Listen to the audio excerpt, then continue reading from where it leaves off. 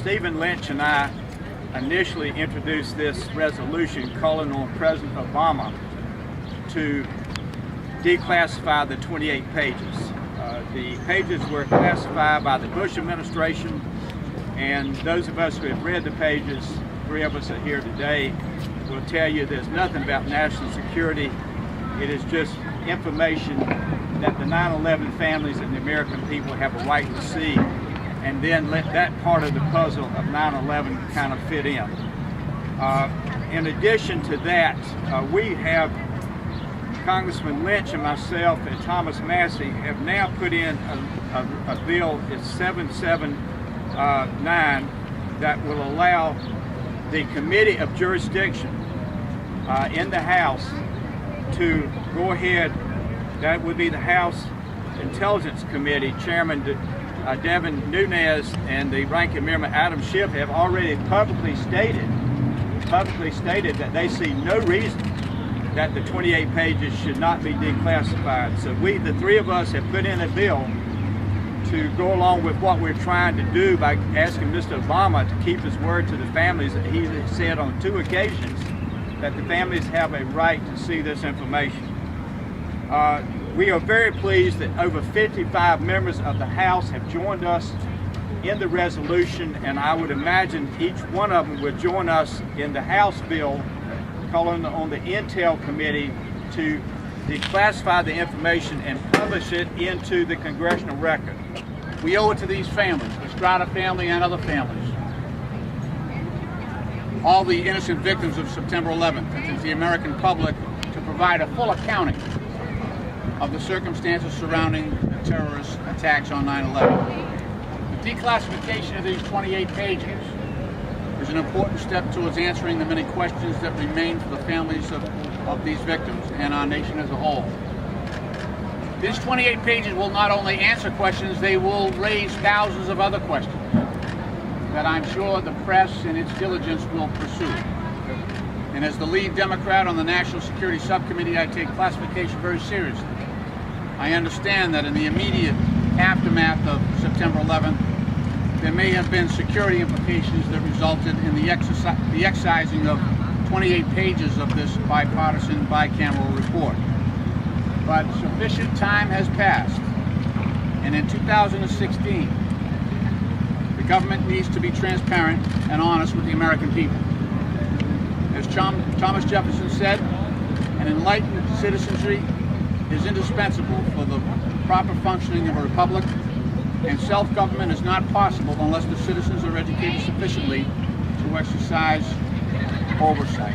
In other words, there's no replacement for accountability. There's no accountability without transparency. So for the spouses, the children, the siblings, the parents of 9/11 victims, I understand that we are all seeking the truth and want to bring to account all those who were responsible for the 9/11 attacks. If your representative has not yet taken time to read the 28 pages, encourage them to do so and to sign on as a co-sponsor of House Resolution 14. As Walter mentioned, we have overall 70 co-sponsors from both sides of the aisle. Bipartisan support from members across the country sends a strong message about the number of individuals calling for the release of 28 pages. It's also time to call on the Obama administration to fulfill its promise to finish the review process that is ongoing to determine whether or not they will declassify these 28 pages. And as Walter mentioned in his closing remarks, there's another path here. And if the Obama administration does not go forward and declassify, then we need to pass House Resolution 779 to urge the House Intelligence Committees to publish the 28 pages. During our meeting with Jim Clapper a few weeks ago, they conceded on the point that the 28 pages is actually a congressional document. It's a congressional report, and that technically they're treating it that way. It is in our custody in the House, and so that's why Walter and I and Mr. Massie of Kentucky have introduced a second bill that we hope might bring the Intelligence Committee chair and ranking member to release those 28 pages. And the new tack, which is to basically acknowledge that Congress has possession and ownership of these documents. Whether this president or the next president releases them, we have the power to release them right here in this building. We don't need to appeal to anybody else. And so that's what this most recent resolution is about, which I fully support, as well as our original resolution that Jones and Lynch led on. We are here today because although President Obama has made personal promises on multiple occasions to make public the redacted 28 pages from the Joint Congressional Report of 2002, unfortunately it appears that once again the Saudis seem to hold more sway than we, the American people. As we have stated in the past, on 2 separate occasions, President Obama told family members he would release the pages. We have sent multiple letters following up on those promises. But now, many years have passed, and his promises remain unfulfilled without any explanation offered, and our letters have been left unanswered. Instead, the President employed a stall tactic. He requested for the ODNI, the Office of the Department of National Intelligence, to review the pages and give a recommendation. We waited patiently for over 2 years for this recommendation to come in. We were promised we would have an answer by June 12th. The June deadline has come and gone, leaving us, the victims' families and survivors, and also the American people, feeling disrespected and asking, where is the transparency that this administration promised? I can attest today that this type of treatment keeps us, the victims' families and survivors, in a perpetual hell, and is something we want to end. Since March, with our nerves frayed, we have had to endure a smear campaign by senior administration officials. Josh Earnest, the White House spokesperson, and CIA Director John Brennan, at least one who has never even read the 28 pages, and neither who had anything to do with the joint inquiry, but both have repeatedly parroted Saudi talking points in efforts to devalue the contents of the 28 pages. The Saudis' claim that they were exonerated directly contradicts what numerous 9/11 commissioners have said publicly. By their own admission, the commission did not have enough money or the resources to fully investigate Saudi complicity, the Saudis' involvement. But the clearest statement on this point is, again from Commissioner Bob Kerrey, it's not an exoneration. What we said, we did not with this report exonerate the Saudis. Our position is this.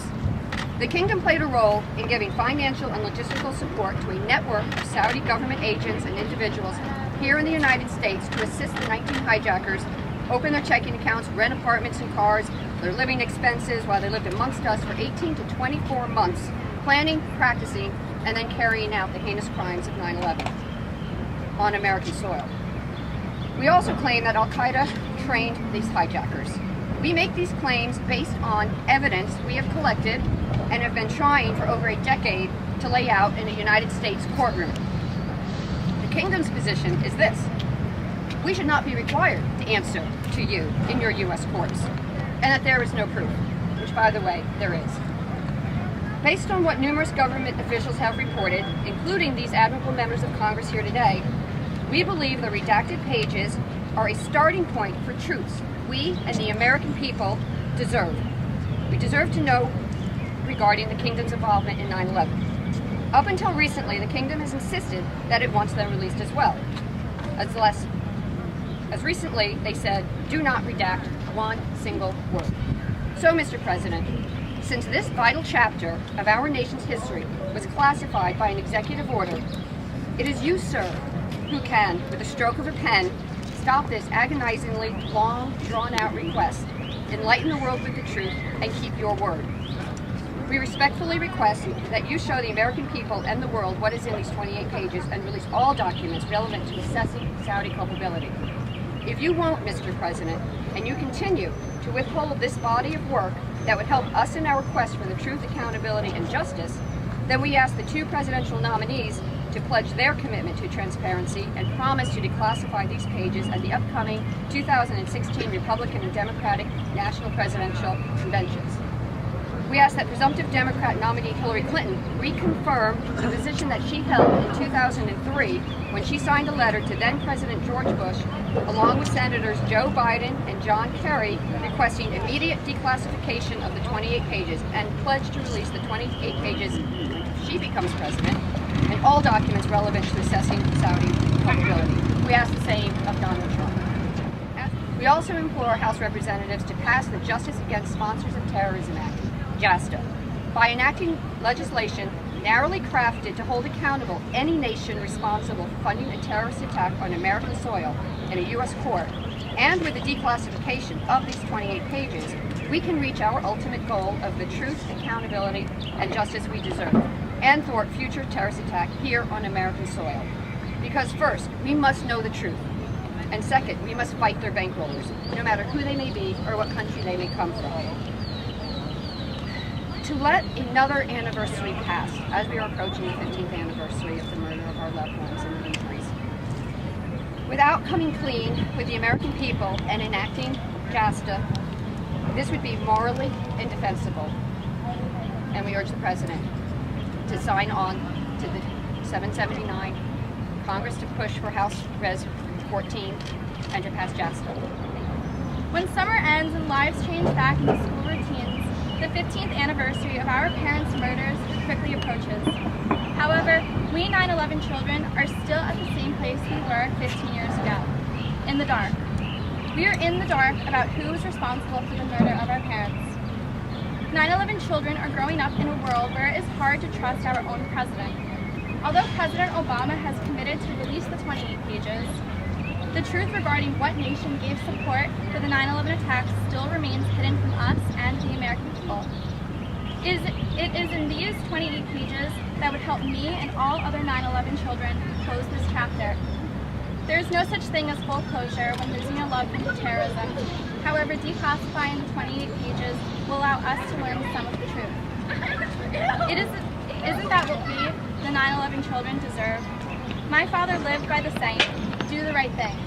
And today I am urging Congress to do the right thing and sign on to House Res 779 and asking President Obama to keep his word and declassify the 28 pages without further delay. You, the press, can make the difference.